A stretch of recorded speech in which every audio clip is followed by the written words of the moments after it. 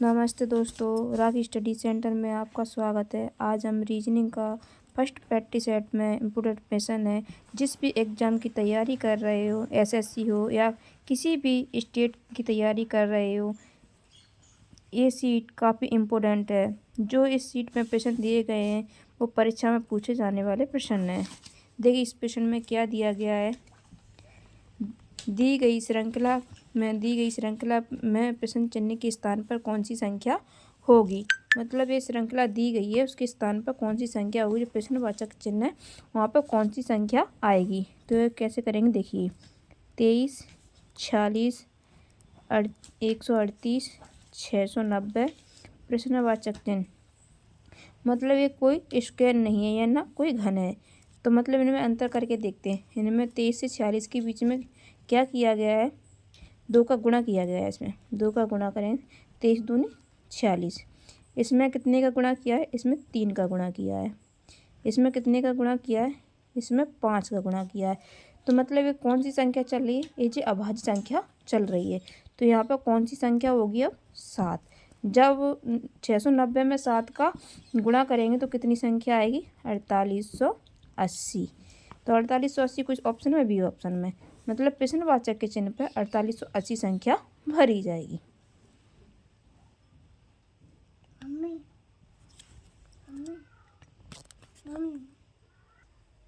Sorry 4830 होगी, 4830 है, 4830 संख्या भरी जाएगी।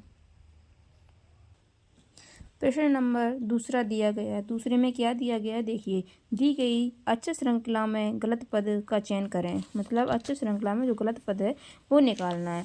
तो इसमें क्या किया गया है, देखिए KQSMGWF, ठीक है। तो मतलब इनमें कितने का अंतर है, K 11 पे आता है, Q 17 पे आता है। इनमें कितने का अंतर है, +6 का अंतर है। और Q से S में कितने का अंतर है, +2 का अंतर है। S से M में कितने का अंतर है, -6 का अंतर है। मतलब ये कोई श्रृंखला नहीं है। तो मतलब फिर कैसे करेंगे, देखिए KQSMGWF। तो K कितने पर आता है, K 11 पर आता है। मतलब अल्फ़ाबेट में काउंटिंग करने पर K कितने पर आता है, 11 पर। और Q कितने पर आता है, Q 17 पर आता है। S कितने पर आता है, S 19 पर आता है। M 13 पर आता है। और G 7 पर आता है। W 23 पर आता है। और F 6 पर आता है। मतलब ऐसे भी करने पर कोई श्रृंखला नहीं बन रही है। तो इसमें क्या किया गया है, देखिए 11 अभाज्य संख्या है, 17 अभाज्य संख्या है, 19 अभाज्य संख्या है, 13 अभाज्य संख्या है, 7 अभाज्य संख्या है, 23 अभाज्य संख्या है। मतलब भाज्य संख्या 6 है। और 6 को क्या दिखा है, F। मतलब इसका C ऑप्शन राइट आंसर है। रीजनिंग का तीसरा प्रश्न। तीसरे प्रश्न में क्या दिया गया है, देखिए निम्नलिखित श्रृंखला के क्रमिक रूप को पूर्ण कीजिए। मतलब एक श्रृंखला दी गई है, इसको पूर्ण करना है। तो इसमें पूर्ण कैसे करेंगे, BCABA,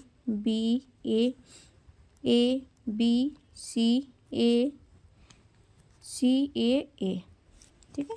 ये श्रृंखला को पूर्ण करना है।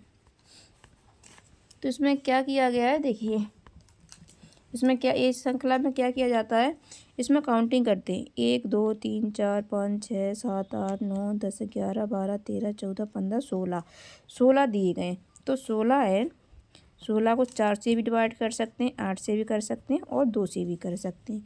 तो 4 से करके देखते हैं पहले। 1 2 3 4, 1 2 3 4, 1 2 3 4, 1 2 3 4, ठीक है। तो BCA, तो यहाँ पर कौन सा पढ़ा जाएगा, बी, इसके अंक है ये AA। तो BCAA,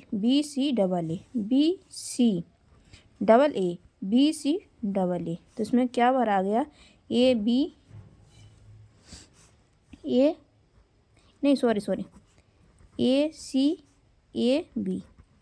इसमें क्या भरा गया, ACAB, ठीक है।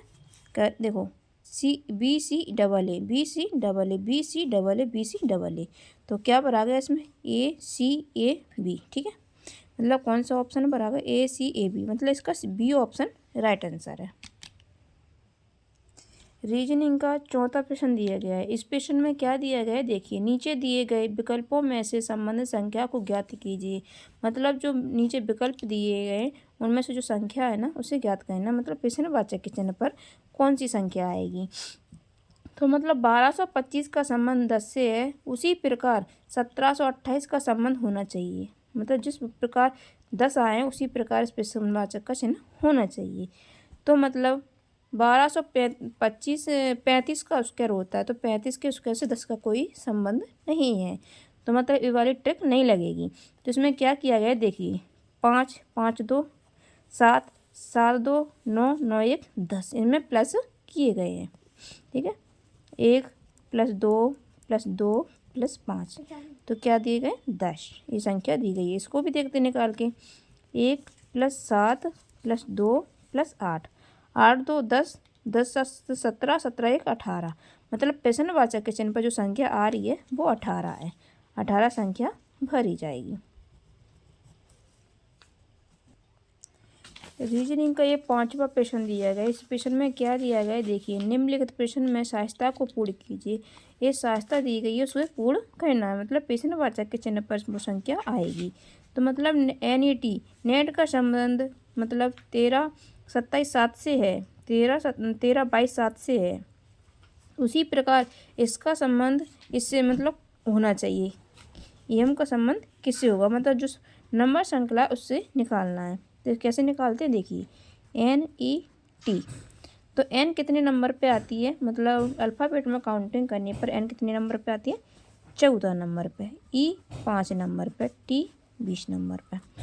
तो मतलब 14 520, 14 520 तो नहीं है ये।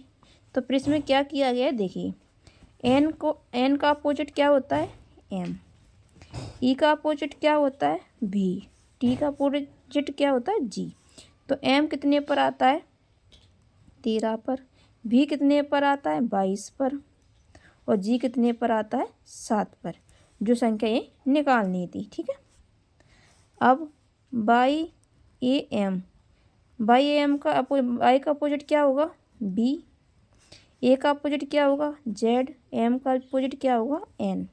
तो B कितने पे आता है, मतलब अल्फ़ाबेट में 2 पर, Z कितने पर आता है 26 पर, N कितने पर आता है 14 पर।